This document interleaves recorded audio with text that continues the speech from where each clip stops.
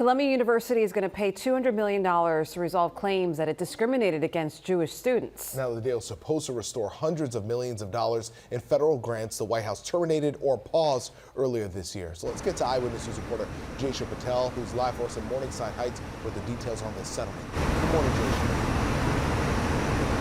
Good morning, Pedro and Charlene. Well, this all stems from pro-Palestinian protests that were happening on Columbia's campus starting last year.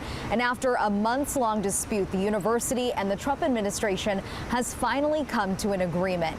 Back in March, the Trump administration threatened to take away $400 million worth of federal funding over alleged anti-Semitism and harassment of Jewish students on campus.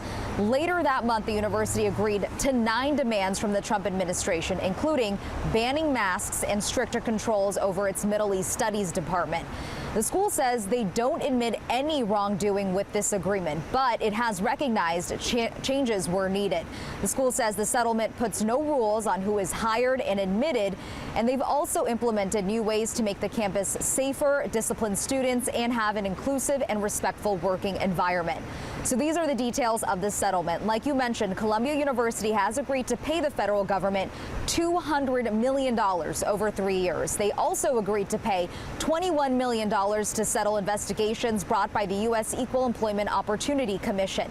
The school has also agreed to submit to a federal monitor that will stay on top of the school's compliance with admissions and hiring practices and provide certain information about foreign students to immigration authorities. Columbia says most of the federal grants that were terminated or paused back in March will be reinstated.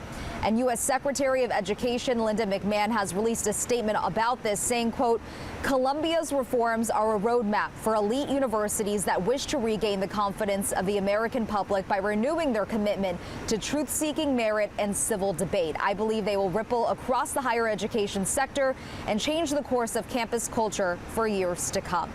Back out here live, the university also announced earlier this week that they're planning to discipline at least 70 students for participating in pro-Palestinian protests that happened earlier this year in the spring. Live in Morningside Heights, Jaysha Patel, Channel 7 Eyewitness News.